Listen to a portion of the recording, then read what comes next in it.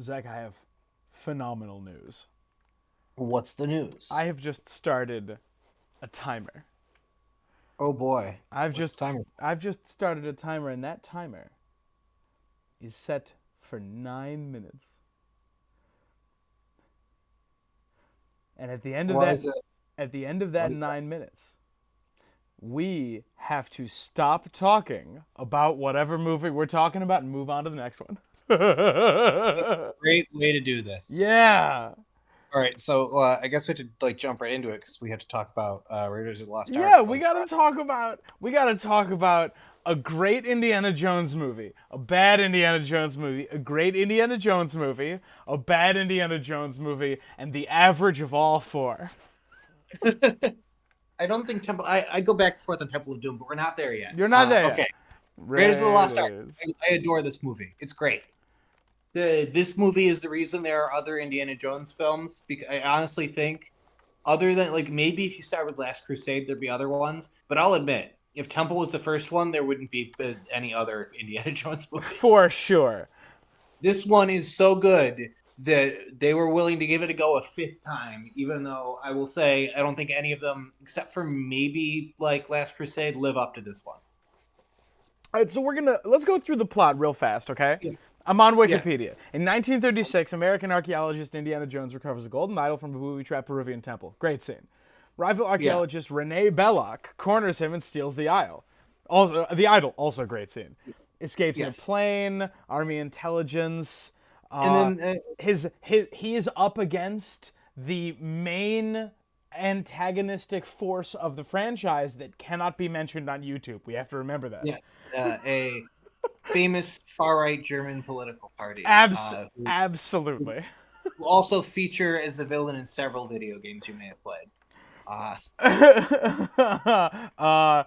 uh, I watched this very recently. I watched this while I and my mother were rolling grape leaves just before the 4th of July.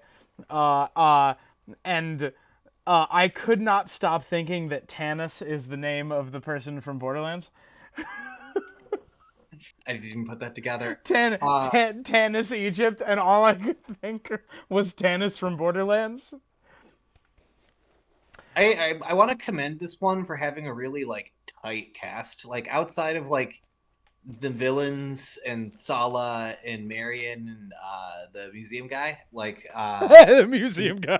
I'm looking on Wikipedia. Marcus. I love Marcus. Yeah, there really isn't a ton of things to weigh down the plot on this one. It's pretty tight.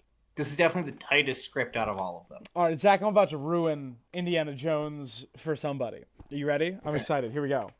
Uh, in Indiana Jones is problematic. Yeah, Yep, but for a lot of we're reasons. gonna talk about it.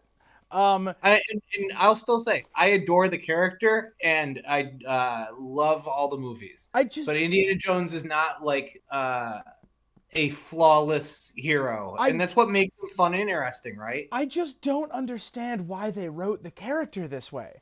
It's one throwaway line. They didn't need to write it this way.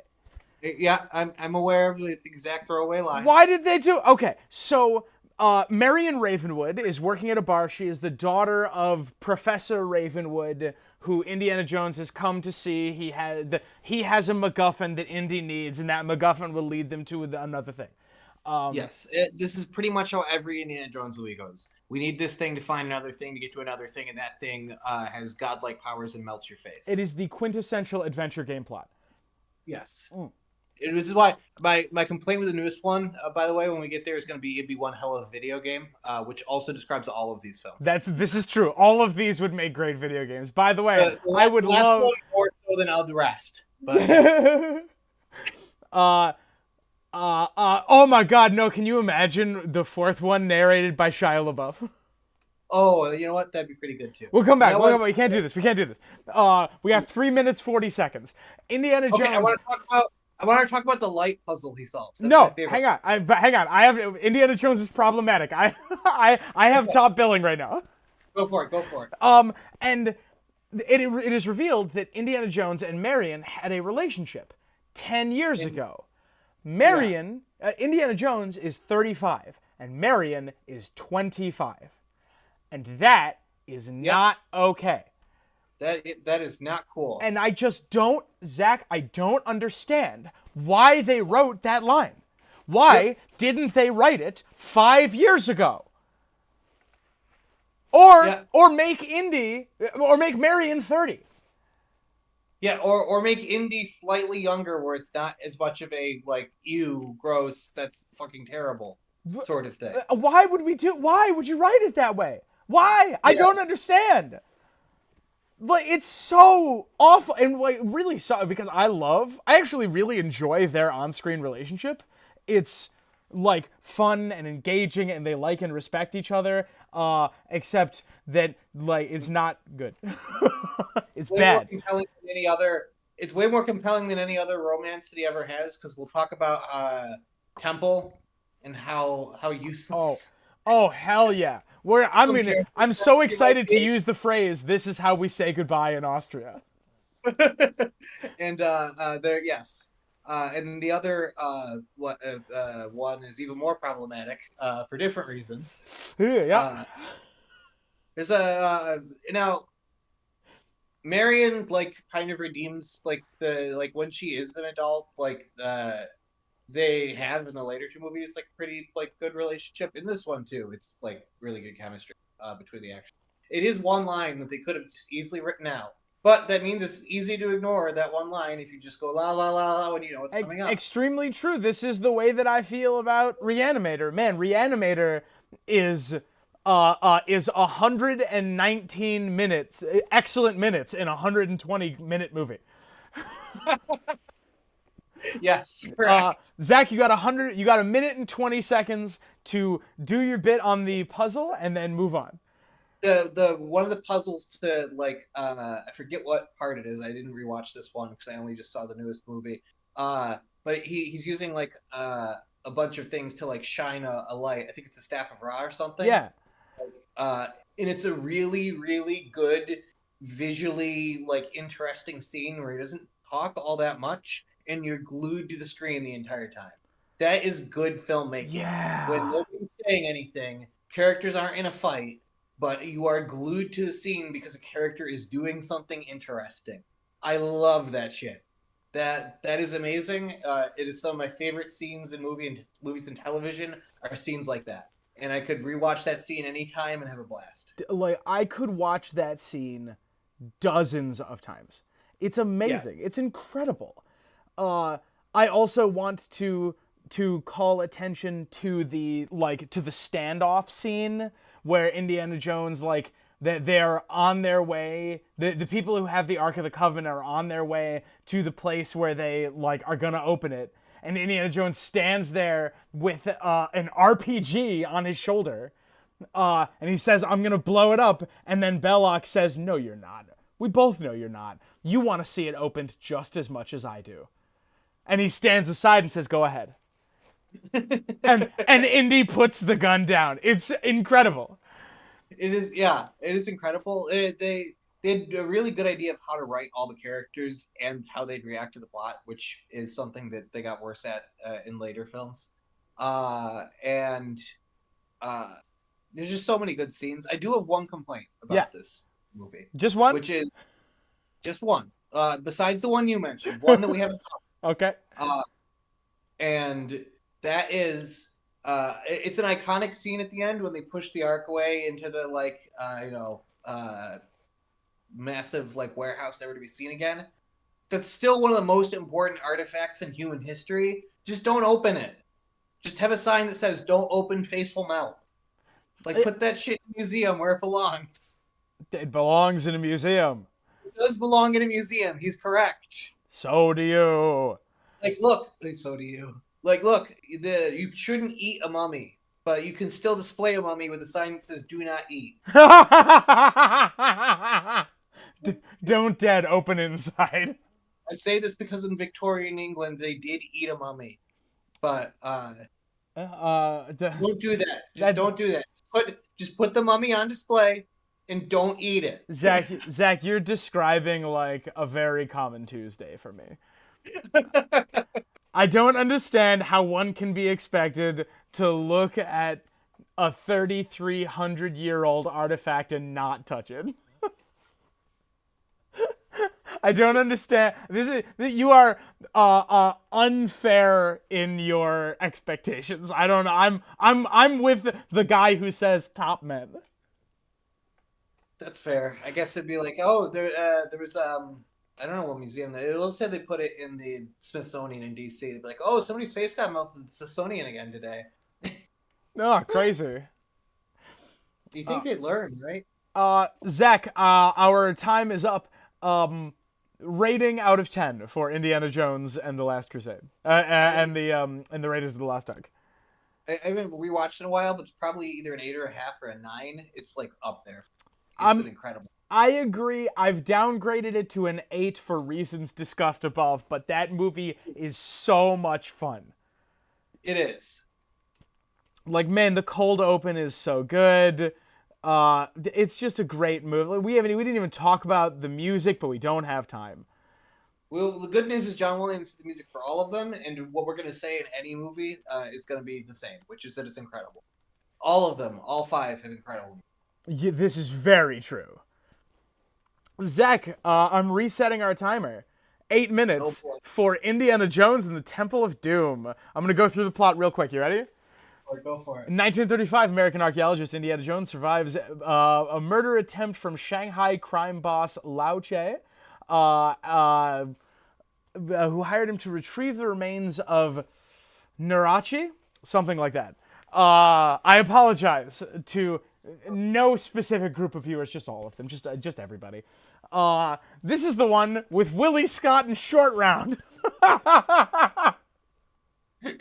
And Yes, I watched this one very recently, and Zach, they make this movie. yes, they do. The two of them are so much fun.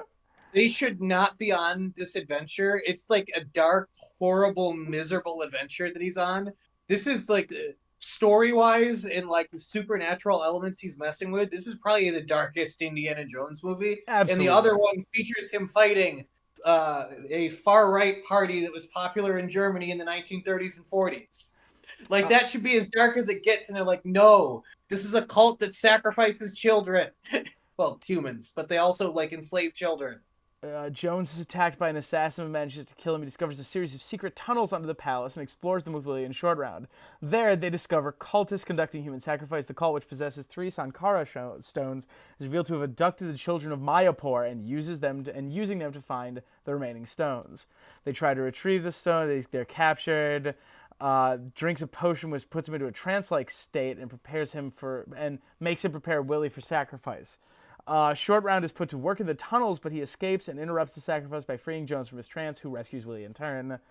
They collect the stones. They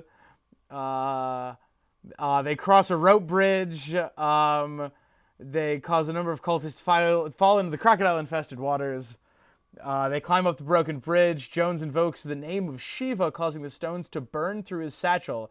And Mola Ram tries to grab one and falls into the river. He is likewise devoured by crocodiles. British Indian Army soldiers arrive and defeat the remaining cultists, and Jones, Willie, and Short Round return to Mayapur and hand over the last remaining stones. As the villagers are reunited with their children, Jones and Willie embrace. Zach, go. I want to shout out, I'm going to butcher his name, Ki Hu Kwan, who plays Short Round. Even at that, like, relatively young age, I believe he was 13 when it was filmed, so much charisma.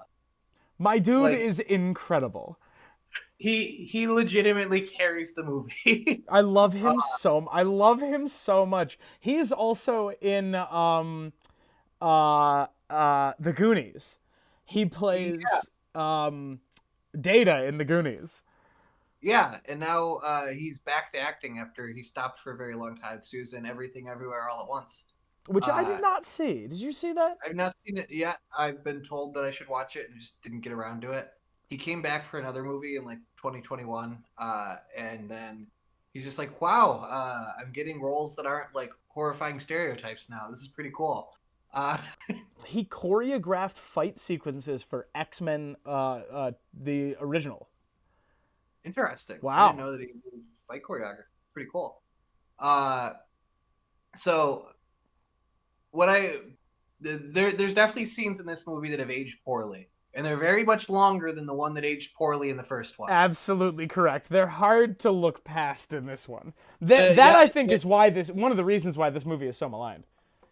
yeah, it's definitely aged not so great in some aspects, and also some of the like action sequences are over the top by Indiana Jones standards. Although the last two movies on this list are gonna say, actually, no, we can do Oh, dumber. oh yeah. The I the I falling think in you the mean raft, better. but the falling in the raft is dumb. It's dumb. It's a great scene. It's dumb. I do not care for God, basically any of the scenes underground. They are poorly lit. They look so like soundstagey.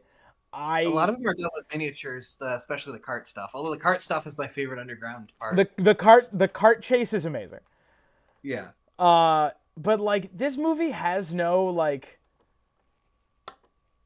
there is no like Indiana Jones is fun because of the character of Indiana Jones, because of Yes. his like charm and wit, talking his way out of problems and like swaggering his way into others. He's like he's sort of like Mario in Smash Brothers, where he's got a little bit of everything. He's not like the smartest person. He usually has like a professor with him who's smarter. He's not the strongest person. That's why occasionally when he sees a huge muscular guy, he just shoots them. Like yeah, he's not like exceptional, but he is above average at a bunch of things that are really important for his line of work. And that's what makes him compelling. Is you don't know how Indy's getting out of a situation. Sometimes he smarts his way out, sometimes he strongs his way out, sometimes he's tired so he shoots somebody. And all of those are valid ways for Indiana Jones to get past his next obstacle. And that's what makes it so fun to watch all these movies. And And this movie, he doesn't really have anyone to play off of in this movie, right? yeah, I love his interactions with Short Round, but it's not like they aren't that frequent, and his interactions with Willie are fucking hilarious, but only because of Willie. the point is that Willie is absolutely ill fit to be on this adventure, and it makes it really funny. Let's see Like she what else should is her not acting be in. there. What was that? I'm checking what else. Oh my god, she married Steven Spielberg. Yeah. Oh yeah. They started dating on set. I did not know Uh, this. yeah. That scene where she like has to rescue Indy, but she's covered in bugs is great. Uh, Yeah. it's phenomenal. You're right though that the biggest problem is like what I love about Last Crusade when we get there is that we have Sean Connery as his father, who's like an excellent foil to him. Exactly. It's so Not much as, fun to watch him talking to Sean Connery. yeah, he's not as strong because he's older, but he's just as smart, if not smarter, and he's a lot more like practical. And that's And like one of the positives of the fourth movie. I love him talking to Shia LaBeouf. yeah, him and Mutt have great chemistry. It's a lot of Uh, fun. and that's great because he's kind of become his dad in that one, where Mutt's tougher than him, but he's smarter than Mutt. Like it's a great little thing that works, and they kind of do that in the new one. But Man, I'm so excited to talk about the new one. do we we have got anything else to say about Temple of Doom? um Oh, Kalima! Kalima. I got one more thing to say That's about the whole Temple of Doom. thing. That's the reason that this movie holds up to me is it gives you something fun to chant when you get out of the theater, when you watch it with friends. Like there are scenes that make this movie not. It's a mess, but it's not unpleasant. Yeah, but man, is it fun? It's very fun to watch. Yes. As long you got to enter into it like looking for a comedy. If you do that, Yeah. you're having a good time. I have two Yes. more points um on Indiana Jones and the which one and the Black Pearl. Yes. Setting aside the deeply uncomfortable race stuff in this one, which really does not feel good in retrospect. It This is. It is aged worse than that one line from Raiders of the Lost Ark. Like, you know what? I agree because like any one of the jokes that they tell in this one isn't as bad as that line, but my God, they tell them a lot. If it was just one instead of multiple in a very elongated, uncomfortable scene, uh, then it would be like on par. But no, no, no. That scene where they're eating all the exotic food goes on for far too long. I will say, Kate Capshaw singing "Anything Goes" in what I assume is Mandarin but cannot verify is amazing. It's incredible. Yeah, There's a full 4-minute opening musical sequence to this movie. Zach, do you remember that? Do you remember the "Anything Go"? I had forgotten until I watched it a couple weeks ago. I had forgotten until like I watched the Red Letter Media review recently because they reviewed it right before the new one, and they mentioned there's a musical number at the beginning. I'm like, oh, there is, isn't there? I completely blotted that out of my memory. Zach, it's great. It's amazing. It's the weirdest thing I've ever seen, but it's amazing. Yeah. One thing I want to say about this movie. One part of the appeal of Indiana Jones, part of the appeal of archaeology and this kind of adventure, right? The archaeologist, grave robber, like Tomb Raider Nathan Drake adventure. Yes. Is the like deep the chest deep sense of wonder that comes from finding something long dead. Yes. And this movie does not have that. And that, I think, is why I don't enjoy watching this movie as much as the other. It has a fun supernatural element, which I always like, which you dabbled with powers that you didn't quite understand, is also a like classic piece of Indiana Jones. And now like there's almost like a tiny bit of like that same like H.P. Lovecraft sort of horror buried in every one of these movies. And getting more of that revealed is always fun. But it's nice when it's like, here's an ancient historical mystery, something we don't know. Where did blank go? Where is blank buried? And stuff like that is always really fun to be the main thrust of your plot. And this is the only one that doesn't have it. Yes. All right, Zach, do you have anything else you want to say about this movie? No. How much time do we have left on the timer? -3 minutes. Okay, never mind. I've hit the restart button, Zach. Indiana, are you ready to talk about the best Indiana Jones movie? I am ready to talk about The Last Crusade. Yeah! Pardon me. In 1912, a teenage Indiana Jones discovers a group of robbers finding a crucifix owned by Colorado while exploring caves as a Boy Scout troop in Utah. What? Discovers a group of robbers finding a crucifix owned by Coronado, not Colorado. Believing it belongs in a museum, Jones takes the crucifix and evades the robbers and returns home. However, the town sheriff arrives and forces Jones to hand it over to the robber's employer. Years later, in 1938, Jones again confronts the employer off the Portuguese coast, recovering the crucifix and escaping. That is the scene where Indiana Jones gets caught on the ship, gets the cross taken away, and the Indy looks up and goes, "It belongs in a museum." And the other guy leans down and goes, "So do you." I quote that so often.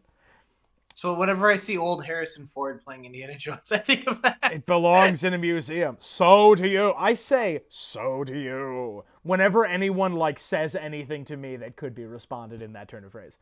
After returning to the United States, Jones discovers that his father, Henry, has disappeared while searching for the Holy Grail. Walter Donovan, Sean Connery! Sean Connery, baby!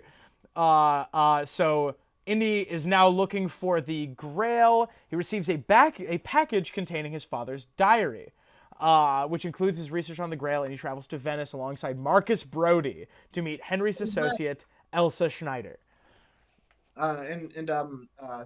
Sala's back in this one. They got Marcus and Sala back. It's yeah. It's another example of a series where the third movie is more in common with the first movie than the second. But the second's a prequel, so it actually makes sense. The second's a prequel? Yeah, A Temple of Doom takes place before Raiders of the Lost Ark. I never knew that. I did not know that until this moment. Huh. Is that true? It is true. Yeah, Shit. it's Okay. one of the earliest examples of a prequel I can think of. Okay. So, the two are So they go to the church to the library where Sean Connery was last seen. They discover a catacomb and an ancient shield. Um, they are attacked. Um, there's that kick-ass boat chase before that. Indy does that thing where like uh he takes like an impression of the shield, which is extremely cool. Yeah. um yes, and then they learn that Sean Connery is in Austria in a castle. Jones entrusts Marcus with a map, um and they rendezvous with Sala, and Jones sleeps with Schneider. In Austria, Jones and Schneider infiltrate the castle, only to discover that it is under the control of Far right. a German political. notable like mid 20th century far right European power. Uh, Jones discovers Henry and tries to escape, but surrenders after Schneider is taken captive. She reveals herself to be working for this notable group, and they learn Yeah. that Donovan is also working with them. Yes, This is why I have a certain question I ask people before I sleep with them. yes, yeah. It's important to know that. Actually, there's two questions I ask, and Indiana fails both times. Yep. Indy, I need you to be more active with your like pre-coital questioning, right? Yep. Like Yep. like No, I need to see you. over dinner I need you to go, "Hey, who'd you vote for in the 1936 election?" Yep. I need to see an ID, see how old you are, and then I need to list some dictators and have you say they're all very bad people. Yeah, And then we're good. you need to card them, you need to check the date and check the color scheme. So they escape the castle. Oh, this is one of my favorite lines. Again, I say this all the time. Uh, um, uh, uh, so Schneider kisses Indy and says, "This is how we say goodbye in Austria," and they make out for a moment. And then Donovan goes, "And this is how they say goodbye in Germany," and fucking smacks him across the face. And then Indy goes, "I preferred the Austrian way." And then Sean Connery leans it because they're tied up back to back. He leans around and goes, "So did I."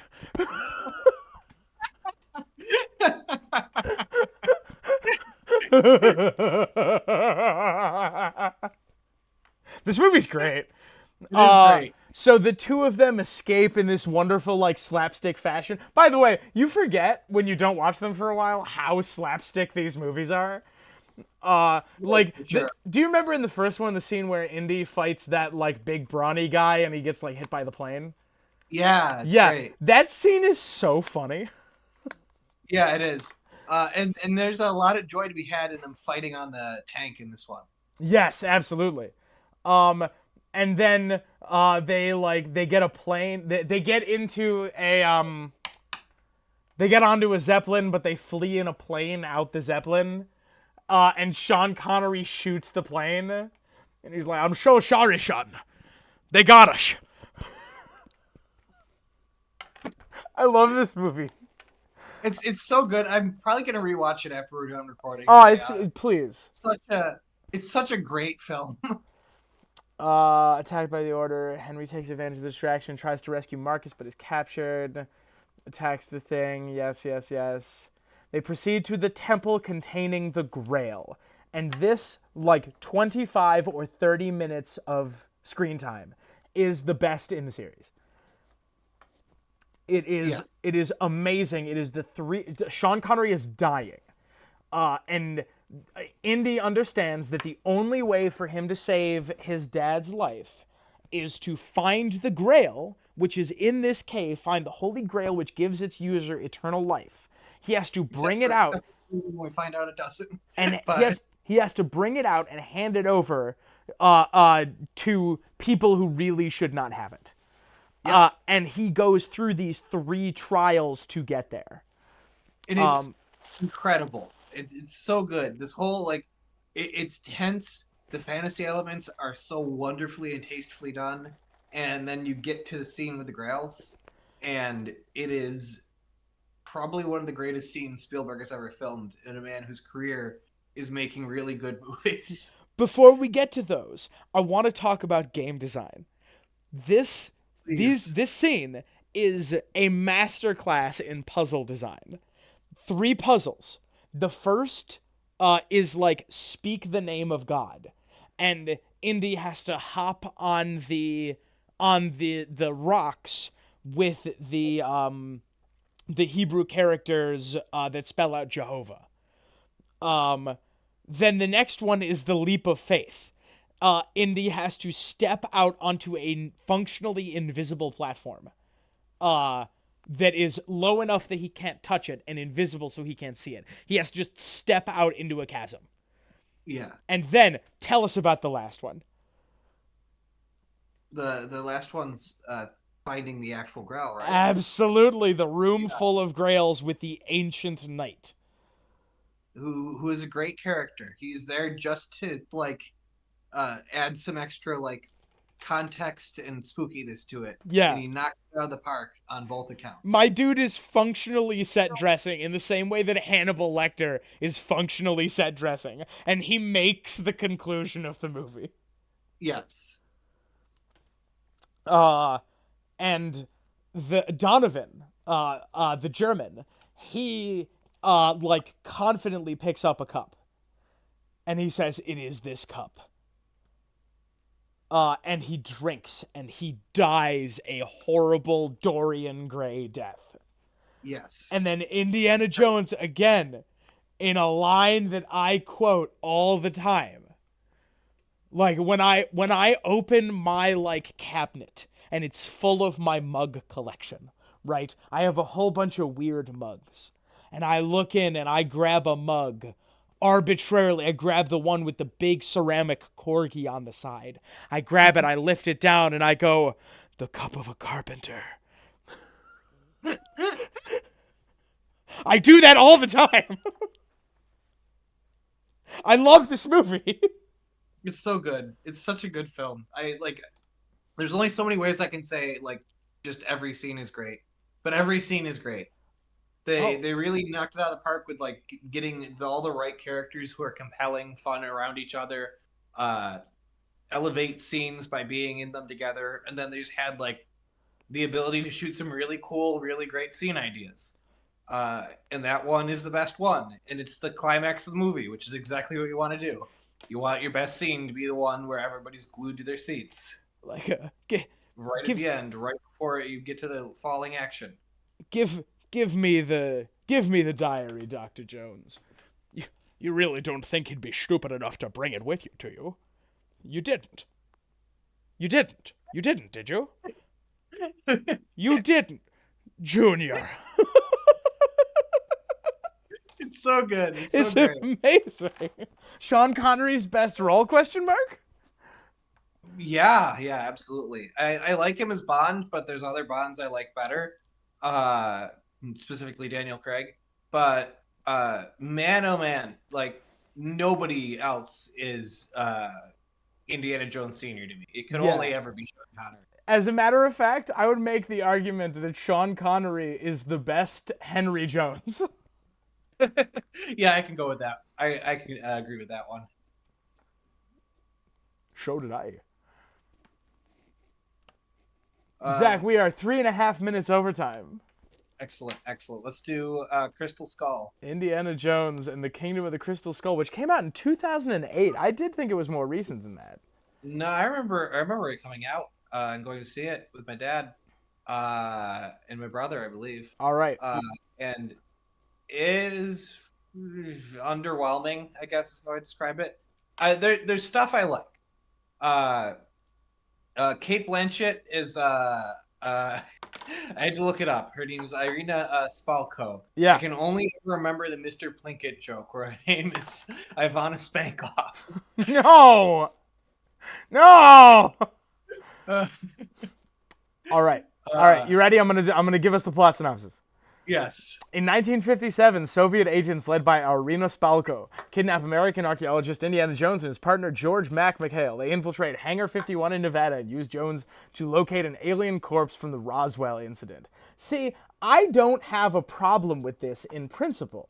The Yeah. problem is that this is some X-Files shit. This is like, and you can make like an X-Files-y sort of Indiana Jones movie. I feel like actually the beginning of the next film we're going to talk about does a better job at that than this one. I agree But wholeheartedly. like the problem is you need to make it more compelling and interesting. If you're going to have Soviet sleeper agents, have one try and seduce Indiana Jones, right? Even though he's an old man now, like they would do that all the time. Yeah, Like have he's Kate still Blanchett, pretty hot. have Kate I didn't Blanchett I slow. didn't I didn't expect lengthy silence following Sorry, that. sorry. What'd you say? I said he's still pretty hot. How Oh dare yeah, you? he is still fairly attractive. Yeah, he definitely pulls off the old age thing, especially in this movie.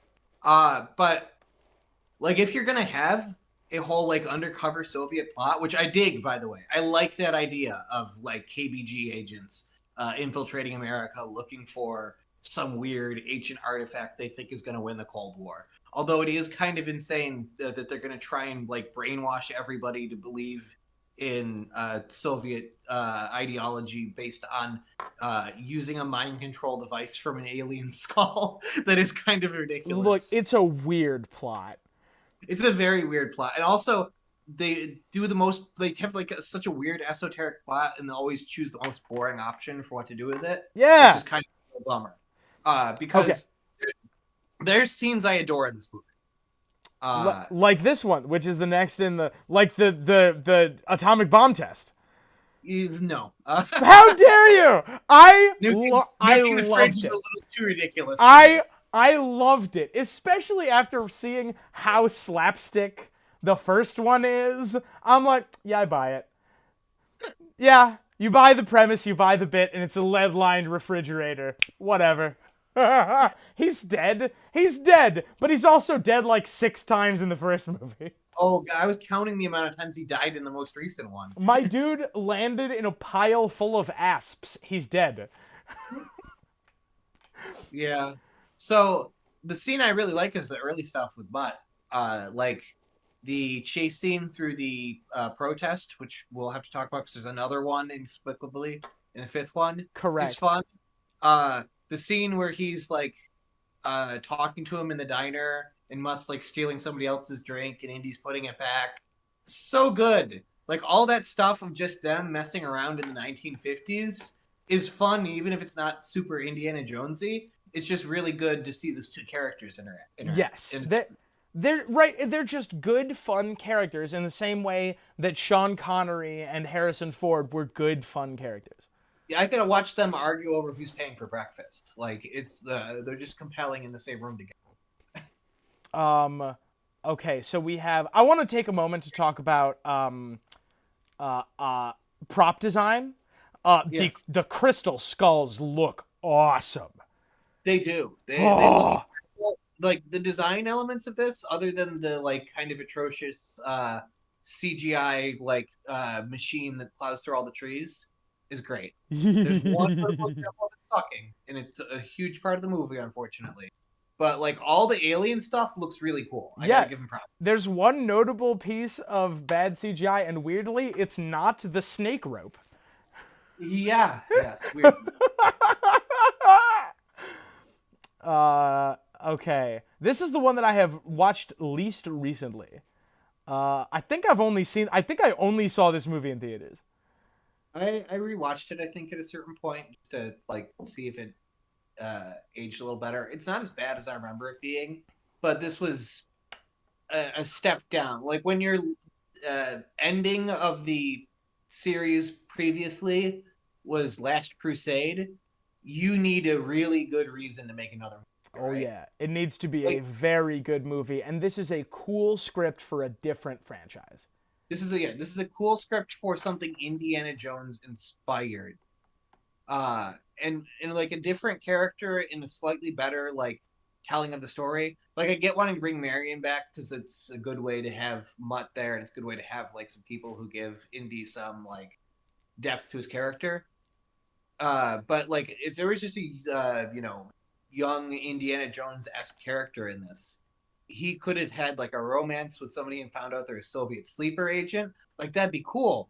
Like there's so much you can do with what the Soviets actually did during the Cold War to try and get an edge that would make compelling film. And Yeah. instead, they're mostly just generic villains, and Indiana spends most of the film as a hostage, which is not fun. Yeah, you pitched it like the opening scene promises a Cold War spy themed Indiana Jones movie. With And like a little bit of a sci-fi like hit to it too. yeah, and I'm on we board. we do not get that.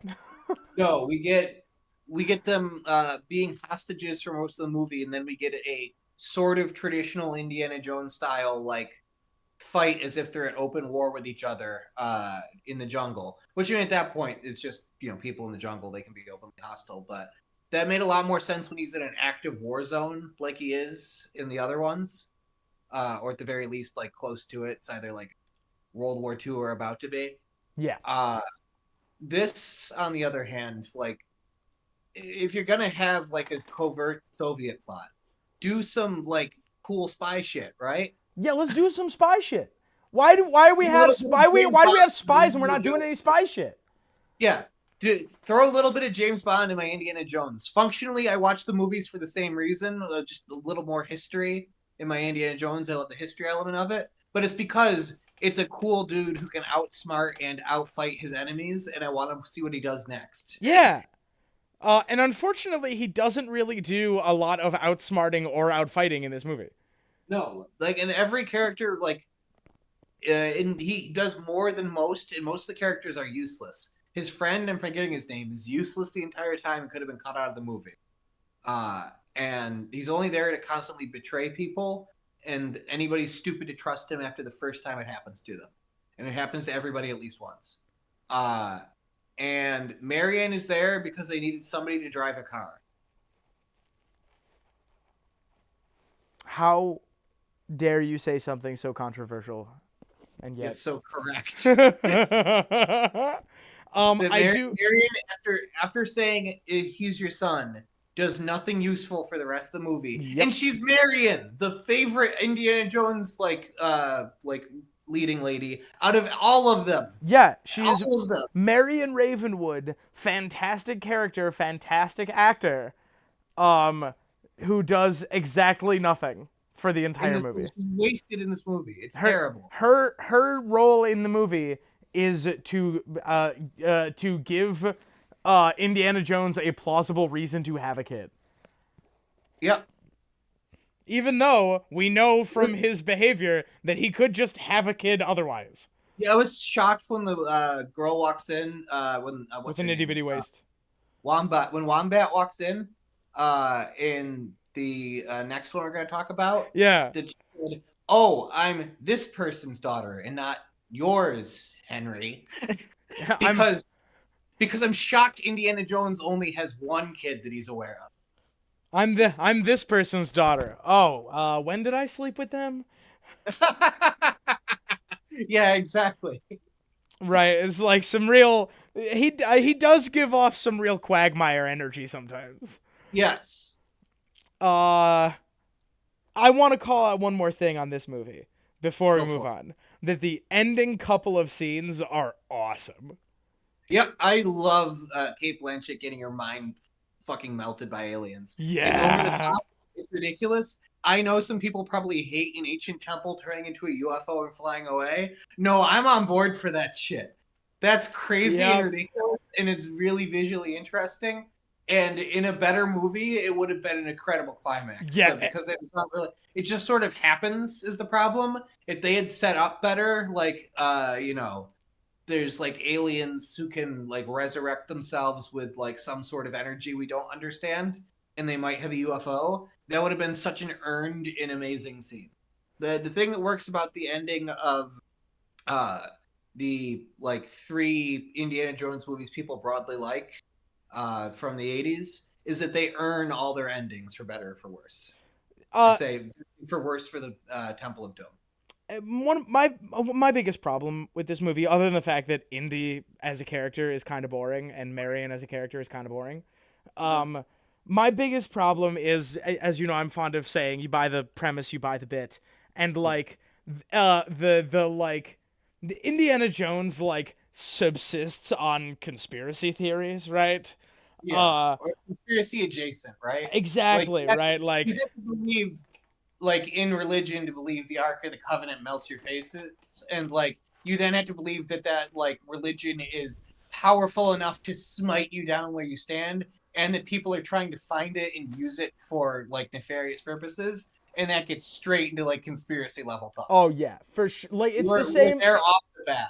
it's the same like it's the same thing as like Hellboy, right? You're leaning into the same premise as Hellboy that like That's fine. the Too. no noted 1930s leaders were attempting to find artifacts of biblical power for bad reasons.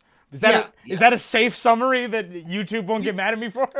No, that I and some of my favorite like pieces of media contain like a secret history sort of idea.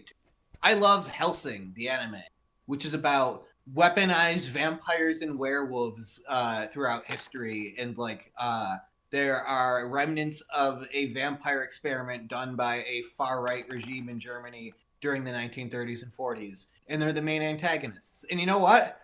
I buy it. I know they didn't do that, but it doesn't like I buy the premise of yeah, they would experiment with vampires. And That I seems like something they do. with this one, unlike any of the other ones, even unlike the next one, Yeah. we talked about, I don't buy the premise of this one. I like the aliens are not. I do like there isn't a universe in which like I can't even put myself into the brain space where I can suspend my disbelief and like The, let myself for entertainment's sake believe that. Not to say that the alien they're scene wasn't aliens cool. who have their bodies on Earth, and we haven't seen any evidence of them until Indiana Jones finds them. Yeah, I don't buy it. It doesn't If track they, for me. if they had written it differently, there's a way they could have made that believable. I agree. But they could have made it like they came and visited and they taught things to ancient, like the way people actually believe ancient aliens, which obviously isn't. Oh man, it's boring here again. Like you need to really like come up with an excuse as to why we never made that discovery. And you need to like come up with an excuse as to why they're here. Like this alien grants wishes. Yeah, Why does this alien grant wishes? alien has like mind control powers. How did we never have any record of this? Like why is it here and why does it care? Right? Yeah, yeah. Why is this motherfucker grant Kate Blanchett's wish like a genie like giving her the the monkey's paw interpretation of know everything. Like why? Why are you here? What is this? Yeah, Why are you granting wishes? yeah. It's insane. And it's not explained. And there's some insane things like what happens in this next one. But I admit, I'm squints eyes, grumbles a little bit, satisfied with their explanation in the next one. Yup, me But too. It's the one line by the one historical figure, isn't it? uh, it's actually it's the same scene, but Yeah. Yeah. Okay. that scene to me is like you Bill and Tedded it. God damn it. They did. They Uh, Bill and Ted'd it. but yeah, this movie is underwritten. Has a lot of unnecessary scenes that could be cut and replaced with better scenes. Honestly, this next one is just kind of a better version of Crystal Skull, in my opinion. I know some people hate this one more than Crystal Skull, and there's some dumb things in there, and I totally get it. And both of these movies, I can envision a better version of the movie. All right. Like Crystal Skull, there's a better version of Crystal Skull that was never made. And the same is true of the Dial of Destiny. Speaking of which, Zach, do you want to? I want to interrupt you actually, Yeah. because I have a weird personal connection here. Oh, okay. I thought there was never going to be another Indiana Jones movie that wasn't like a straight up remake for the rest of time, and therefore my life. So in an SCP writing contest. I think. Hold on, let me see when I originally posted. Uh, Back in The saddle again. uh May of 2021, before this film went into production, I believe. Or maybe I'm wrong about that. I wrote a story that is clearly. I found a way to turn an SCP into a story that was clearly Indiana Jones. I switched the characters up. I made it a researcher who's a woman from Norway instead of Indiana Jones or like a clear copy of Indiana Jones.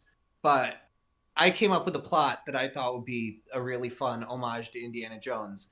And Tom, I want to insert this here because this is where it belongs on the timeline. Okay. And then I want you to, I'm going to give you my pitch plot for this. And I want you to tell me if it was executed like decently, where it would rank in the Indiana Jones films Sure. after we finish with Dial of Destiny. We're going to rank them all and we're going to put SCP 6464 in the ranking as well. Okay. So the plot of this one is there is a researcher at a university. She studies ancient mythology, like a little bit archaeology adjacent. If there's ever a dig site, she's going to be the one there translating runes and stuff like that. She is given a potted plant by a strange man who's a friend of one of her coworkers. And he says it's very important that you take care of this.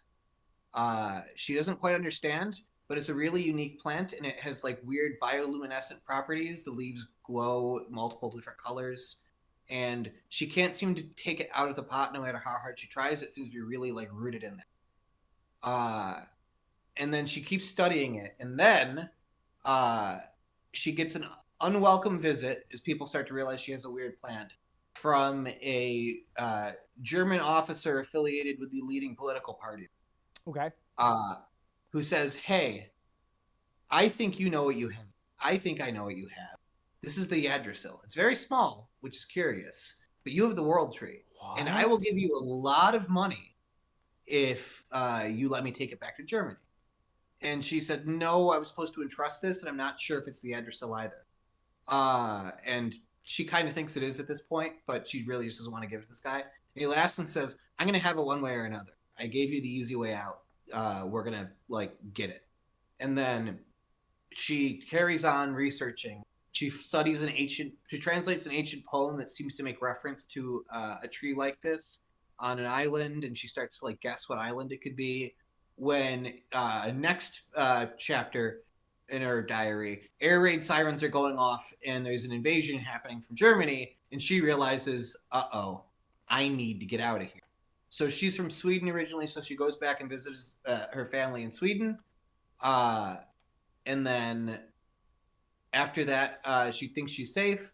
And then he personally comes in to Sweden and says, I'm going to get a warrant to arrest you for fleeing. He like fakes that she killed some people on her way out of Norway, which she didn't. At this point, she has collected separately a fedora and a whip just to make it a little bit more obvious what I'm referencing. Also because it's fun. Yeah, she's collected a fedora and a whip, no relation. No relation. She goes to a island off the coast of Sweden. It's a real island. I think they have like a national park or a wildlife zone there or something like that. And she finds the old man who gave her the tree. He's actually an ancient Norse warrior who's been entrusted to guard it for a very long time. There have been like a small order of them. They're still alive through magical properties, or at least that's sort of implied. I never stated outright, but he might like have ties to the ancient Norse. He is there on the island. They can get the tree out of the plant. They see a small worm wriggling in the roots. They put it in the ground and it starts to grow a little bit again. And then they get invaded by the Germans. The two of them do their best to hold them off, like fighting back. The ancient warrior managed to take out a ton of them with his bow before he's gunned down. And then every time somebody dies, roots start to come out of the ground and they get bigger and bigger and they pull them in. And then she gets captured. They're going to perform some sort of like magic thing or whatever. They're going to kill her. And then right before they can do that, the ground starts rumbling and a giant worm, which is the Nidhogg, which is supposed to eat the world, comes out and starts killing all of them.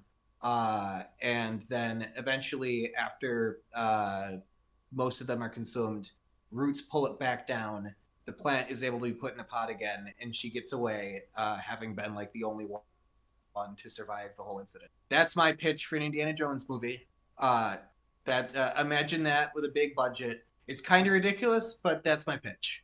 And it's an SCP if you want to read it. I think there is a market in this day and age. I think there is a market for off-brand Indiana Jones. Yeah, you know what? It's as is all SCP stuff. It's Creative Commons. I can't stop you from making this movie. I legally have no recourse. I would appreciate if you shouted me out. I can stop you. Uh, legally, you're in the clear. If this is a movie you want to make, go for it. I would appreciate a cameo. There is a character named Zach who's clearly supposed to be me. But I thought that was me. no, there's a character named Zeb who's supposed to be Zeb. Oh my god. Yeah. But this is my pitch. Tom, when we rank them later, imagine this as a well-shot Indiana Jones movie, and we'll rank it along with the rest of them. All right, perfect. Okay. Zach, I'm not gonna reset our timer because that was 7 minutes. Yeah. And I think it's funny to include this in as part of this section. No. Reset the timer. It's no, fine. I think it's funnier this way. Okay, well, let's go over. That's fine. That was almost exactly 7 minutes, so we know how long this one was. Okay, good. Zach, in 1944, Indiana Jones and Oxford archaeologist Basil Shaw are captured as they attempt to relieve the Lance of I always thought this was Longinus. Longinus. I did. I swear to God. Longinus. It does look like Longinus. Fight me. Which does sound like a horrifying disease. It does. Grundle. They reference this in Hellboy, the spear of Longinus, which pierced the side of Christ. At a castle in the French Alps, astrophysicist Jürgen Voller informs his superiors that the lance is fake, but that he has found half of Archimedes' dial, an Antikythera mechanism built by the ancient Syracusan mathematician Archimedes that reveals fissures in time, allowing for possible time travel. Zach, talk to me about that as a pitch for a movie. The scene at the beginning, other than the digitally de-aged Indiana Jones, which kind of like took me out a little bit. It's fine. It's just not like you can tell it's CGI-ish. Like it's not only is it obviously not Harrison Ford, it's obviously not a real person. Yes. It's not like horrible. It's not like they did a terrible job, but man, you can tell. I would love to see a movie where everyone in the movie is looks like that. That's great. Where they we want to see the Polar Express. Yes, that's right. And the Polar Express works because everyone looks that way. Yes. What was I gonna say? I like the train scene. It took this one unfortunately overlaps with a period of history I know pretty decently. Yeah, me too. The German expeditions in the other two are just sort of fictionalized but work, and there were definitely German soldiers in the desert, and it's early enough in the war that you can make or it might be pre-war for the first one, but it's close enough, right? And this scene takes place during Endsieg. Yeah. There's not a functioning train left in Germany if an unspecified mustachioed dictator is inside a bunker. Look, it's a sneaky train, okay? Sneaky train through the Alps. It's a sneaky train through the Alps. I wanted my my train fight sequence. I'm gonna get my train fight sequence. Yeah, just say it's 8 months earlier, and I can buy there's a functioning train. Yes, fine, right? They put the timeline as a man is in a bunker from which he will never get out of. Fine, right? Fine. You're right. You're right. I'm not saying you're not right, but that's not. Look, that's really far from the biggest problem with this movie. Yeah, no, not even close. Okay. But it did bother me a little. I like his little like sidekick British dude in this. Yeah, He's me great. too. Me too. And I don't know who he is, but I know his actor. Is his actor the guy who plays Zola in the Marvel movies? hold on. Uh Toby Jones. He plays uh Yeah, he plays the head of Hydra, I think. and Winter Soldier. Yeah, Aaron Imzola. Yeah, Yes. yeah, yeah. I know stuff. Yeah. Um. Yes.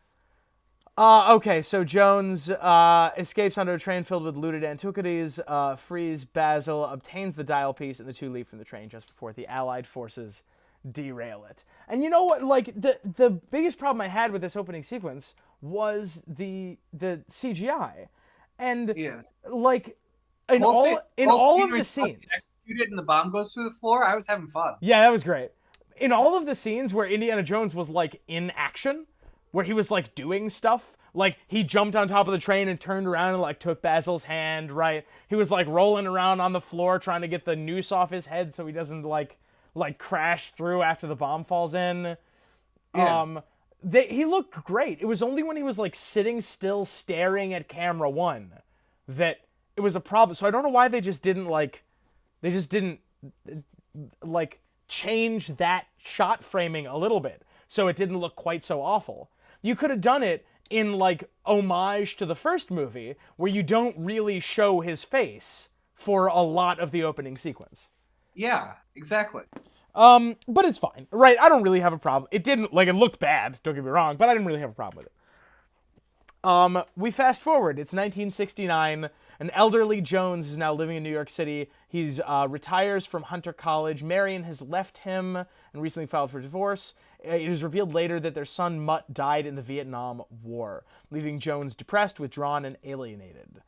Uh, they have a real bummer Indiana Jones at the beginning of this film, and like I'm torn whether like I enjoy Shia LaBeouf's character getting killed off because Shia LaBeouf's an asshole, and it's great. And But also it does bring from a something to story, Indy's character.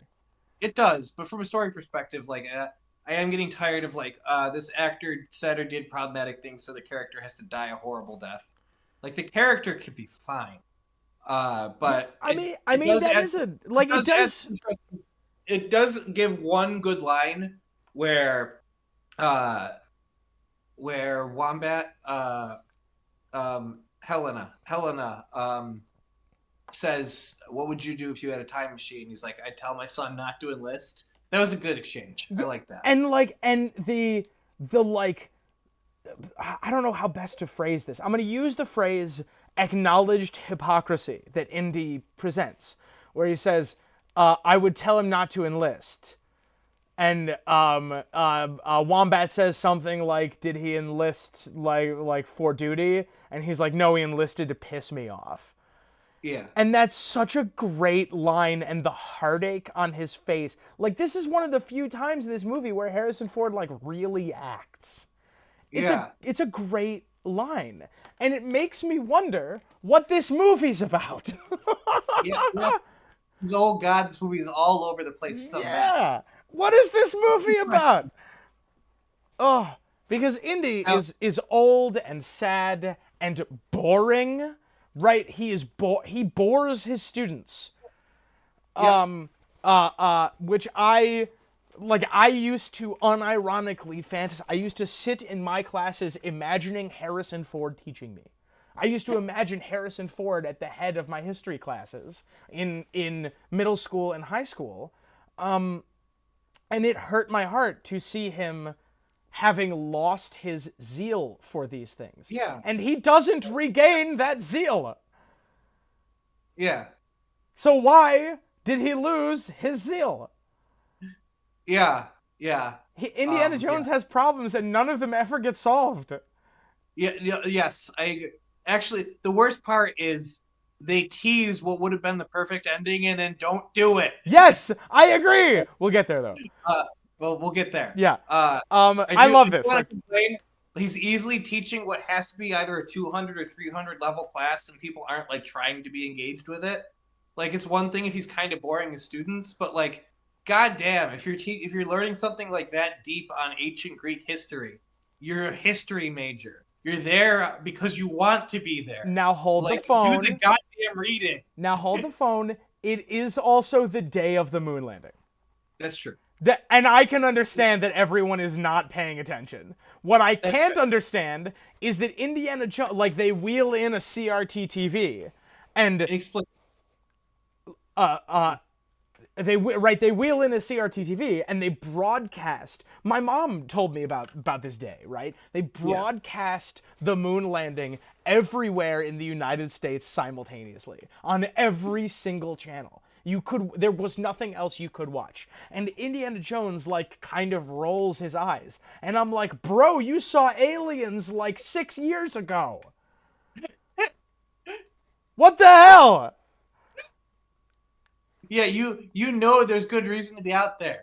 Now, you could argue since he's already seen a UFO takeoff, maybe it's less impressive to him. But like, come on, dude. Yeah, I'm over here He was like Indy, you met an alien between the first scene of this movie and the second scene of this movie. Like, what the hell? You don't find this a little interesting? You're right. Yeah. Come on, bro. I do like his joke about going to the moon's a lot like going to Reno, except there's no blackjack. That's pretty great. That's a good line, right? Honestly, it's a great, and like if they had even like given a throwaway line, like, they're not there. I'm pretty sure they're on Titan, right? Yeah. Just give me one line acknowledging that he met aliens in this series. Last movie. Anyway, whatever. Yep. Yep.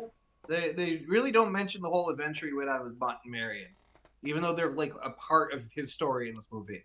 They really don't mention Crystal Skull. I think it's because fans don't like it, but if you're gonna like continue the story, like I respect the hell out of the Rocky movies for continuing to reference Rocky 5 as a major part of his character arc. Because it's a shit movie, but they bring it up in fucking Creed. Like, yeah, and they bring it up in 6 also. Like, man, Like, I feel this way about House of the Dragon. Man, oh yeah, man, do I respect House of the Dragon for using the same knife. yeah. Man, Like, that's a bold play, but they pulled it off.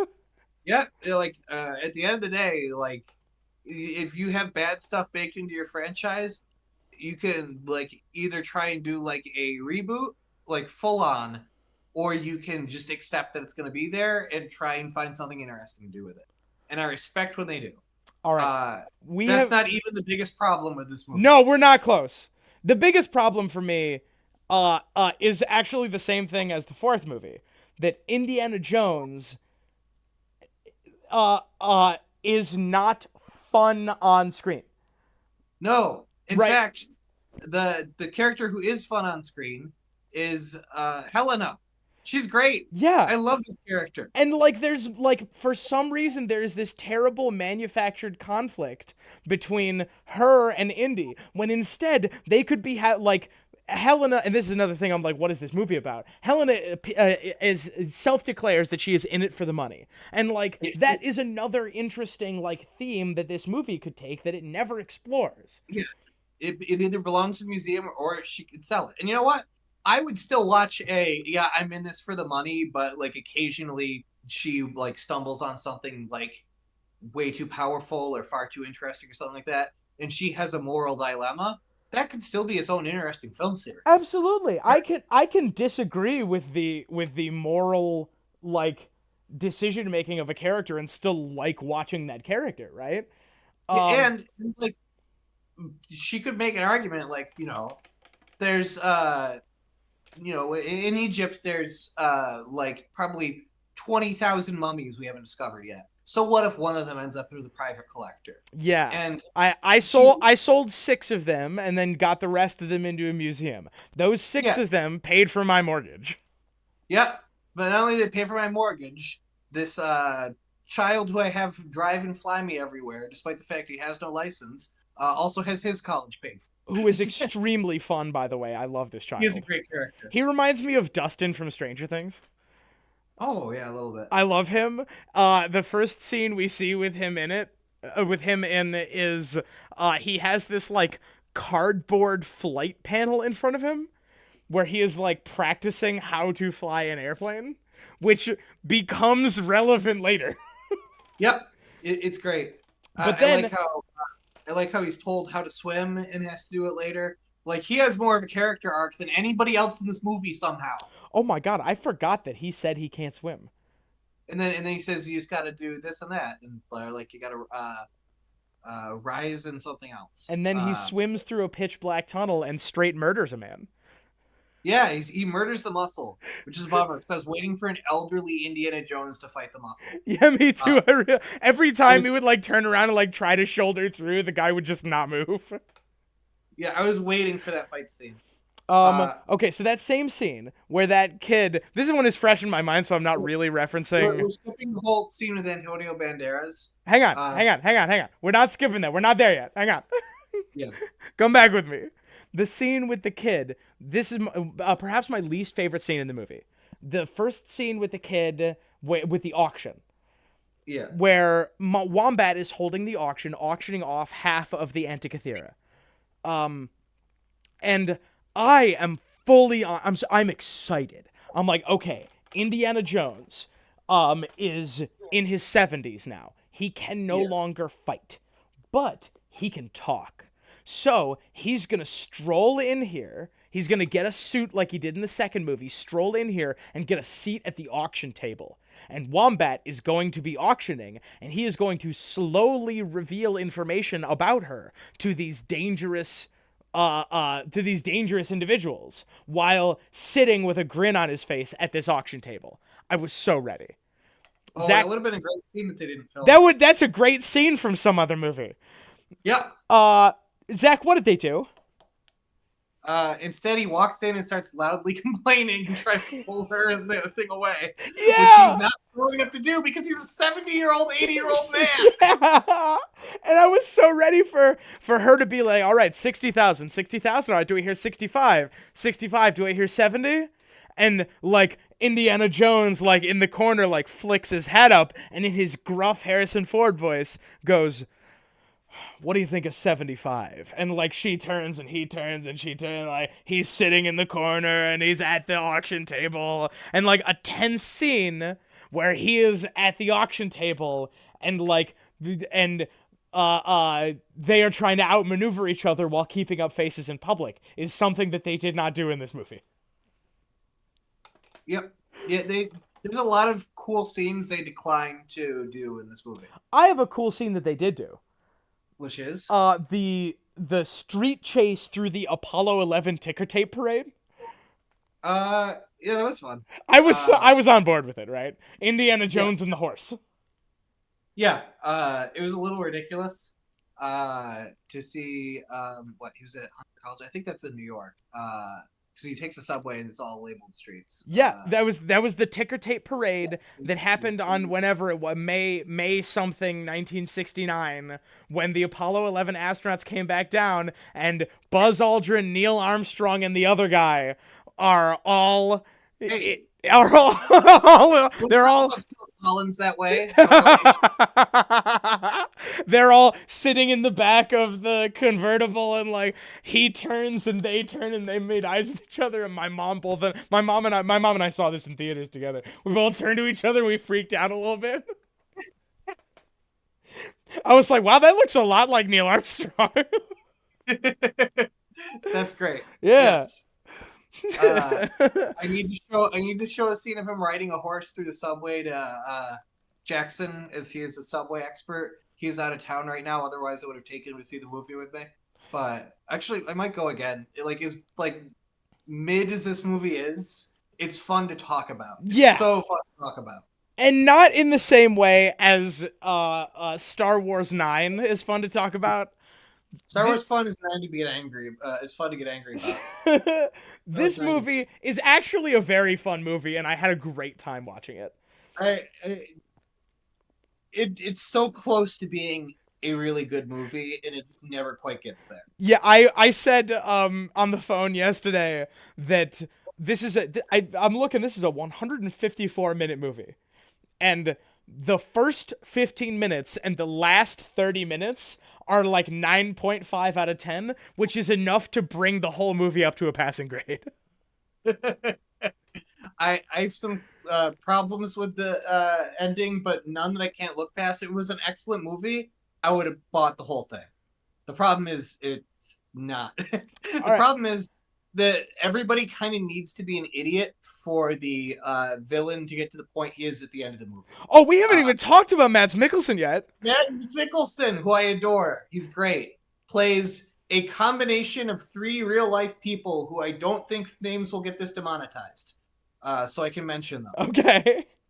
He's essentially a combination of Werner von Braun, Yep. Albert Speer, and pretty much multiple different people from a far right regime in Germany who escaped to South Yep. America and lived under assumed names combined. Because Genuinely, I thought that they were gonna like directly reference Von Braun at some point. I thought, I thought I was going to hear von Braun or Speer once, yeah. and I didn't hear either of them, which is kind of shocking. So, but I guess like maybe they got permission from the Apollo 11 astronauts and their families, but they, they were like, let's just fictionalize Von Braun. Well, yeah, don't pick one of the people that still have harbored sentiments because they all as far as we know, continue to work at NASA for years afterwards. Yep. And we don't want to point any fingers. Basically, Yep. the plot works, but like the CIA being involved is like, how did you get duped so hardcore? And then Indiana Jones and Helena basically just keep doing things that lead the others, this character, Matt Mickelson, to the treasure, to the thing they don't want them to get to. When realistically, you could just say, let's wait for them to figure it out and then jump out behind something and shoot all of them, which is the correct play. I know then the movie wouldn't happen, but they really shocked Pikachu face every time the Sid and his crew catch up to them, despite the fact he clearly states his desire to do this every single time they escape. All right.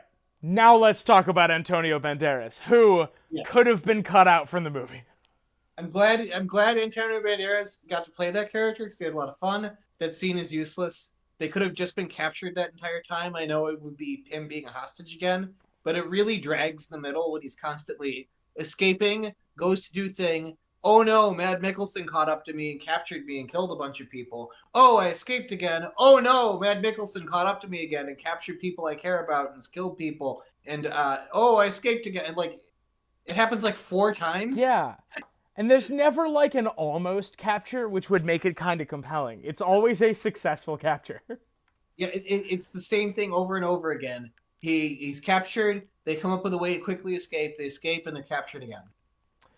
Okay. Antonio Banderas, very fun. Does not need to be in the movie. Is shot after being in the movie for 15 minutes. The eel scene could have been cut, but I do like him saying they're kind of like snakes, and Indiana Jones saying no, they're not. No, they're not. As a diver, I really enjoyed that. I thought it was great. I watched that and Tom must really like this scene. I thought it was great. They definitely eeled too much. Yeah. They could have eeled quite a bit less. Because no, not they could have eeled a little bit less. They could have shipped a little bit more. Because there was the chase through the streets of Tangier with Wombat's ex-husband.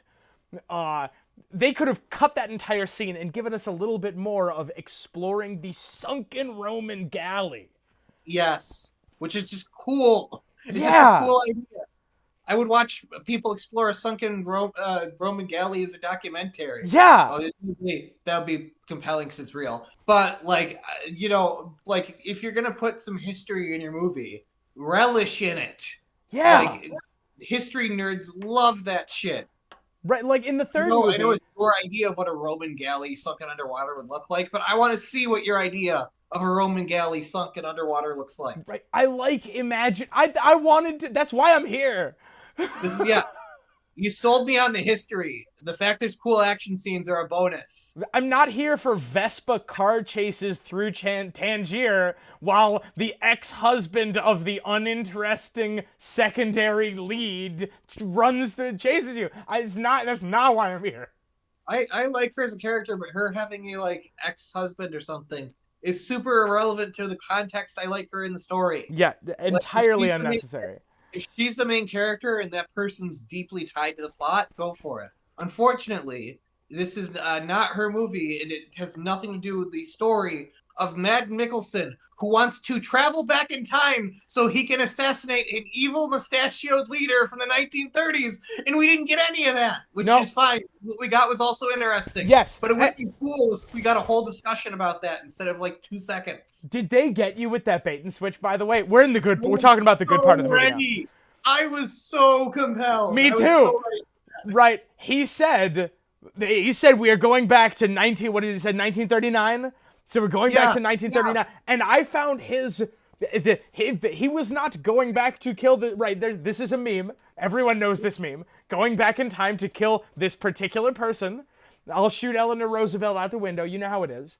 And I was ready for it. He's going to travel back in time and try and win World War II. And I was going to complain about like if he was going to travel back to like 1945 and give them technology, or like or like 1944 and try and like assassinate somebody on the Allies, because it would have been too late by then.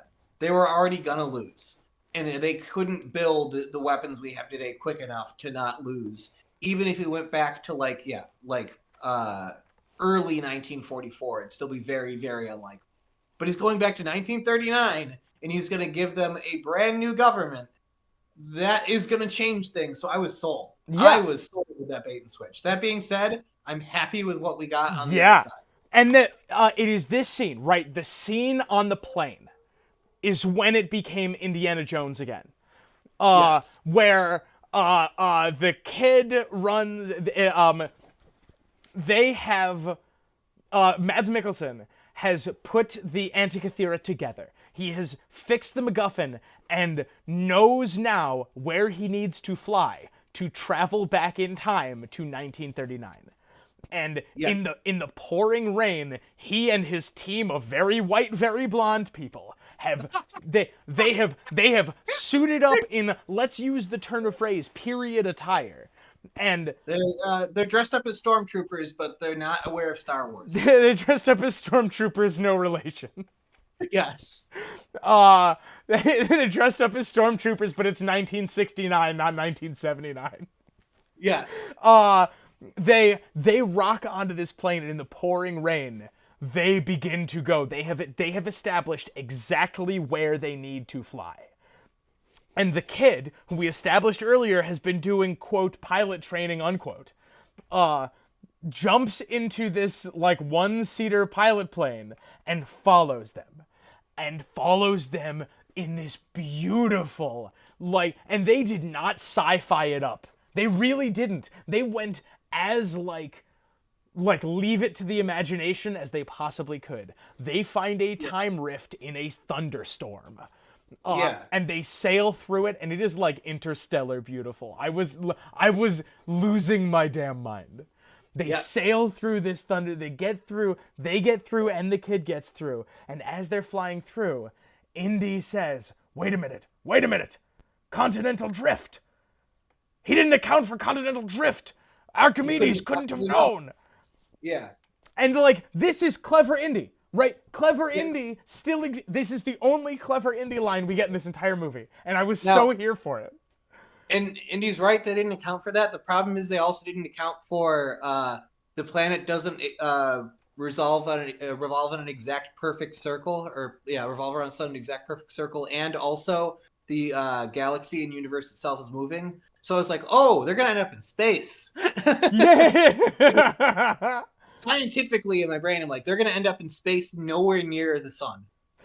When you buy the premise, you buy the bit. You're right. Like, no, they're going to end up in some other time period, and I'm going to be compelled to see what it is. Yes. And they go back to the Siege of Syracuse. Yes, they do. The Siege of Syracuse, which they have been describing all movie. They have seeded this scene all movie.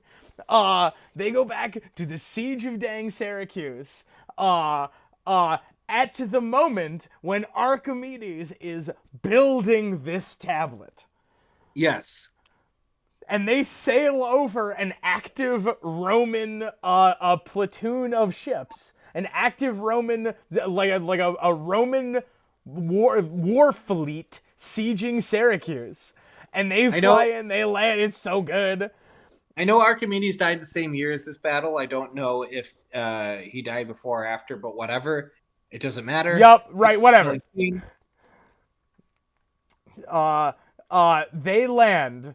And Mads Mikkelsen and all of his Proud Boys, they all die. And and they fall. And Archimedes picks up the watch. He takes the watch. He takes his modern watch. Yes. And they rock on. Oh my god, it's so good. And Indiana Jones meets Archimedes. And what's the line? Well, the best exchange in the entire movie. Like we didn't. I have always wanted to meet you, says Indy. And it's such a great scene. It's amazing. It doesn't seem outlandish at all. It's fantastic. Yeah. And oh, go ahead, please. And like he's like, I want to stay. Like I've studied them all my life. I want to stay here and experience it more than I have. And like, I love the scene of the Roman and Greek like ballistas like shooting down the planes. All of this is great. Honestly, I'm mad they didn't spend more time here. No, you say that. I'm mad they didn't spend more time there in the same way that I'm mad that we didn't spend more time in the temple in the third movie. Right? You know what? That's fair. What I wanted was more of this fantastic scene.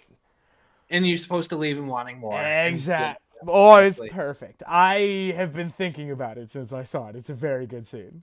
Yeah. But you were always destined to meet me. And then Wombat says he designed the time travel mechanism to get help. Yeah. He designed it because in this interesting, like, Bill and Teddy kind of way, he designed it so that people would be curious about using it and come back and help him get out of the siege. Yes. Oh, fucking awesome. It's awesome, yeah. It's great. I love it. It makes it so, there isn't like well, why didn't they use the dial to go back and do blank conversation? Although, I do want to say, technically, Helena is the greatest monster in human history. Interesting. Because she could have let Indiana Jones stay behind. He would rewrite the timeline, but he would make one where humans knew about, I don't know, penicillin and radio waves and like how to treat cancer to some degree and how to build like railroads and all these other things, as well as a ton of other things to avoid. Like, hey, there's going to be this massive plague someday. It's fleas on top of rats. Don't kill cats. Don't kill people who look different than you. They don't bring the disease. It's fleas on top of rats. All those people are dead because Helena didn't let Indiana Jones stay behind, where he could speak fluent ancient Greek and tell them all this. This is a very interesting perspective, but the Prime Directive says we cannot interfere. Yes, correct. The temporal Prime Directive says we can't interfere. Yeah. I'm not saying you're wrong, but the Prime Directive says we can. Debate about that, and that's why I am confident that this was such a good ending, because I am also like debating the merits of that. Yep. And it was really good, and I liked it a lot. You were always destined to meet me, but then instead of doing any of that, Wombat knocks out geriatric man Indiana Jones. and then brings him back to his time, and it's like, you need to live now, and he's like, for who? And then Marion inexplicably comes back. Yes, Marion fulfilling her role as person around to uh, uh, be a plot device for Indiana Jones. Exactly. She has no role in this movie other than to be like, oh, Indy had to come back. Well, you could have just had him stay. He could have You could stayed. have him stay. There's two endings, right? You have him stay, and it turns out he was supposed to be there the whole time, and time is not altered in the slightest. Yeah, And you someday, know what? You know what I was thinking about after the fact.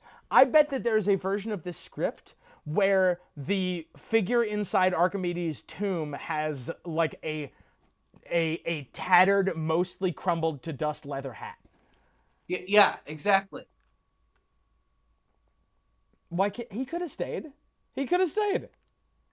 Yeah, It wouldn't have fucked with the timeline in the same way that leaving the watch behind didn't fuck with the timeline. exactly. Yeah, It's and if single linear time travel. It works. It tracks. yeah, so Also, this movie's a we're at negative 35 minutes, by the way.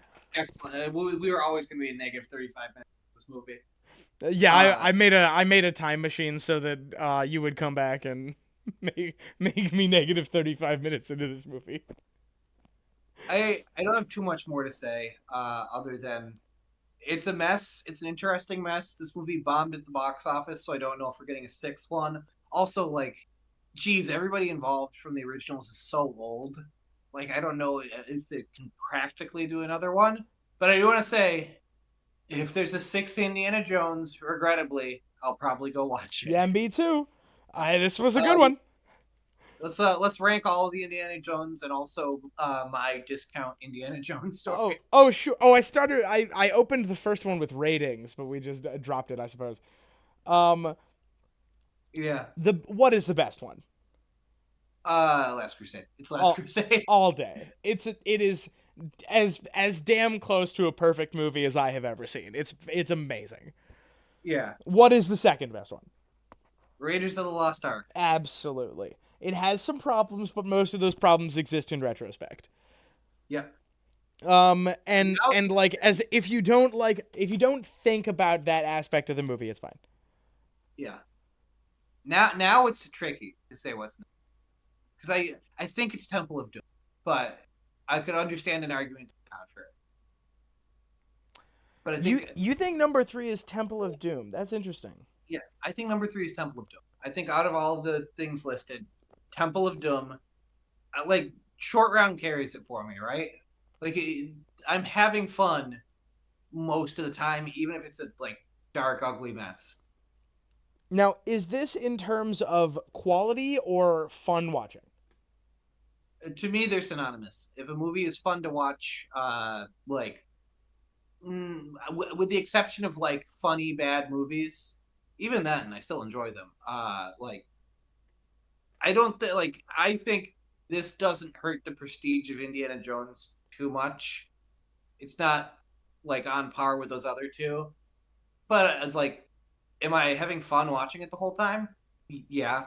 And if you view it as a like thing that ping pongs between dark horror and comedy, it does that decently well. I'm doing my rankings on which I would rather watch, right? Which would I Yeah. like to watch most of the time. And are you ready for a spicy take here? Yeah. I think it's number 5. You gonna put Dial of Destiny here? I think I am. I think Dial of Destiny is the third is the Indiana Jones movie I would like to watch third most. I need to rewatch Temple of Doom and make my determination based on that. Now, don't get me wrong. They might share a tied spot because Temple of Doom is so much fun, but it's also Yeah. like kind of nothing, right? Nothing happens the whole movie. It's Yeah. It's nothing happens just like Crystal Skull, but the characters are interesting, unlike Crystal yeah, Skull. it's just like it's just like racist comedy and like running around. Yeah. And does that mean that I wouldn't watch it? No. But I unironically I think I would watch the fifth one more.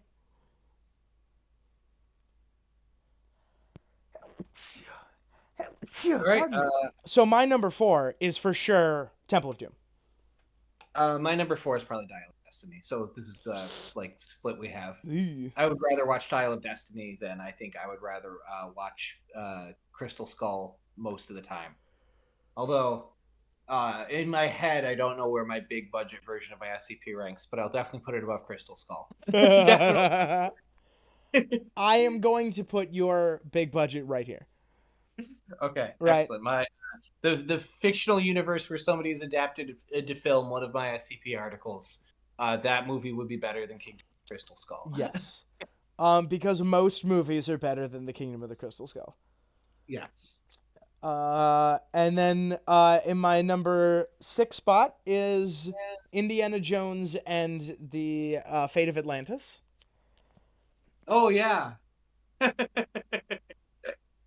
It's the is that the text based one? Oh yeah, Or it's not text based. It's a Sierra adventure. oh yeah. Keep an eye out for that. We're gonna do it on stream. I don't care. Oh hell yeah, I'm down. I'm so down. Oh yeah, Uh, Indiana Jones: The Fate of Atlantis, and then the Crystal Skull. Okay. yes. Yep. And that's it. There it is. Yeah. All right. That's our Indiana Jones video, everybody. Man, the fifth movie could have been really good if they just cut out like 2/3 of the fifth movie. There was too much movie in that movie, and not enough movie. Man, it's a 2-hour 34-minute movie. Not only that, like I don't know what it was like at your theater, but there were so many previews at mine. They had like 20 straight minutes of previews, Yeah, for and what? Yeah. only one of them looked good. My mom and I checked. The showing was at 7. Our show started at 7:32. Yeah, that's insane. Like, And why? I presume you saw similar trailers that I did. Only one of them looked fun, and that was Oppenheimer. And Yeah, when I say fun, I mean compelling. I'm gonna But watch. I'm gonna watch Oppenheimer. are you doing Barbenheimer? Barbenheimer? Barbie and Oppenheimer come out on the same day. I wasn't planning on doing Barbenheimer. Me and some friends are doing Barbenheimer. You're supposed to dress up like it's a whole thing. You're supposed to dress up in like a like colorful but formal outfit, so it fits for both movies. And then you're supposed to see both films in the same day. I wonder if our local drive-in theater will be. Double featuring it? Yeah. Oh yeah. Oh, they should. There's so many people who plan on seeing it as a double feature. They might as well. I'll be doing. Me and a couple friends are going to be doing Barbenheimer. We have had it on the calendar for months now. All right, Zach. In your opinion, are there Yeah. more good Indiana Jones movies than bad ones? It depends on if the like line of. So you know what? Even though we've been dunking on Crystal Skull, if somebody really wanted to rewatch it, I would. There are no Indiana Jones movies I'd be upset to rewatch. You know what? Not true about Star Wars. I agree wholeheartedly. There are no Indiana Jones movies I don't want to watch.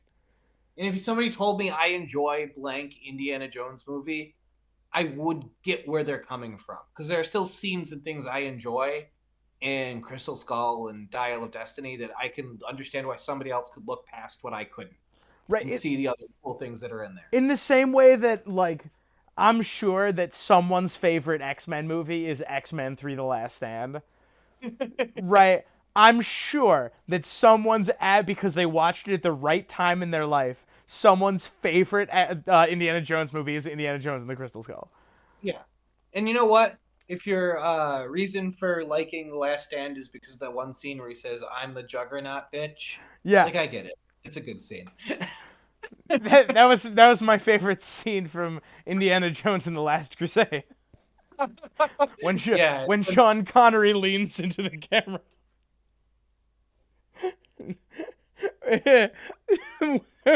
where Indy goes, I like the Austrian way better, and Sean Connery goes, "I'm the Juggernaut, bitch." Cut it. That's the end. Goodbye. Goodbye. Why do we do these things?